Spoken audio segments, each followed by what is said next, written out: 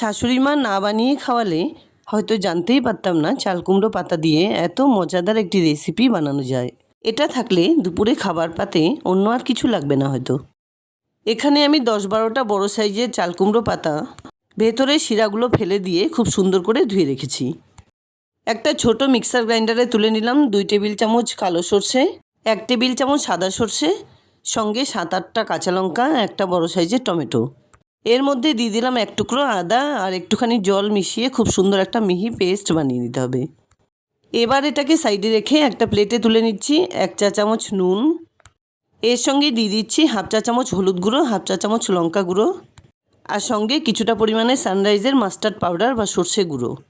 সব কিছু একসঙ্গে করে খুব ভালোভাবে মিশিয়ে একটা করে চাল কুমড়ো পাতা নিয়ে এর ভেতরে কিছুটা পরিমাণে পাউডার এভাবে ছড়িয়ে নিচ্ছি। ইচ্ছে হলে এই মিশ্রণটার মধ্যে কিছুটা পরিমাণে সর্ষের তেল দিলেও খুব ভালো লাগবে। তারপর পাতাটাকে সাইড থেকে এভাবে মুড়িয়ে মুড়িয়ে পেঁচিয়ে নিতে হবে।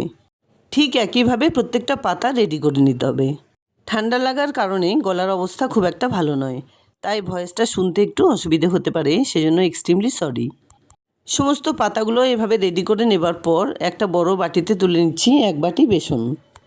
এর সঙ্গে দিয়ে দিলাম 2 টেবিল চামচ ময়দা, পরিমাণ মতো নুন, 1/2 চা চামচ হলুদ গুঁড়ো।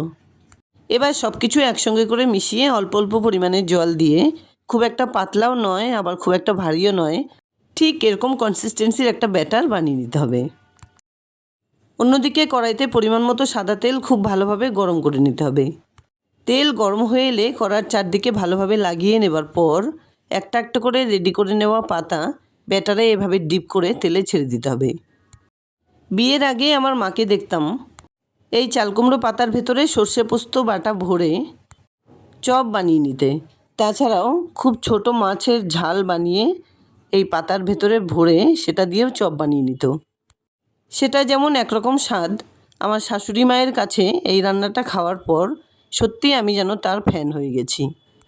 তাই এই রেসিপিটা অলরেডি আমি 3-4 বছর আগে আমার ইউটিউব চ্যানেলে শেয়ার করেছিলাম। সেটা যেমন ভাইরাল হয়েছিল, তেমনি আবারও তোমাদের সঙ্গে শেয়ার করলাম। আশা করছি তোমাদেরও খুব ভালো লাগবে। সমস্ত পাতাগুলো একইভাবে সুন্দর করে ভেজে নেবার পর, যেহেতু আমি এই ভাজাগুলো সাদা তেলে ভেজে নিলাম, তাই এর থেকে সাদা তেল কিছুটা পরিমাণে তুলে নিয়ে এর মধ্যে 2 টেবিল চামচ পরিমাণ সর্ষের তেল দিয়ে দিলাম। তেল ভালোভাবে গরম করে 1/2 চা চামচ কালো জিরে আর 2টো কাঁচা লঙ্কা মিশিয়ে দিয়ে বানিয়ে রাখা সমস্ত সর্ষে বাটাটা মিশিয়ে দিলাম। আর এর সঙ্গেই দিয়ে দিলাম 1/2 কাপ পরিমাণে জল, পরিমাণ মতো নুন, হলুদ আর 1 চা চামচ চিনি।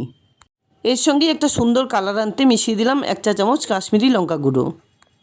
ঝোলটা খুব সুন্দরভাবে ফুটে এলে ভেজে রাখা সমস্ত পাতুরিগুলো এর মধ্যে মিশিয়ে দিলাম। এবার হালকা হাতে একটু নাড়াচাড়া করে ঢেকে 2-3 মিনিট রান্না করে নিতে হবে। 2-3 মিনিট পর ঢাকনা খুলে একবার চেক করে নিতে হবে। দেখো গ্রেভিটা কিন্তু অনেকটাই শুকিয়ে এসছে।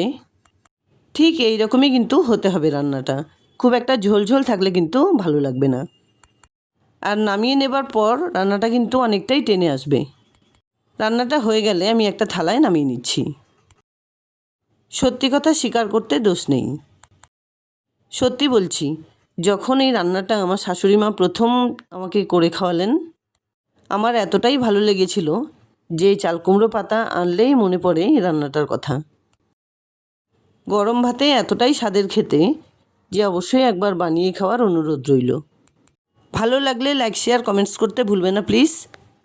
আর এরকম নিত্য নতুন রেসিপি পাওয়ার জন্য প্লিজ চ্যানেলটাকে সাবস্ক্রাইব করে পাশে থাকা বেল আইকনটা অলে করে দিও।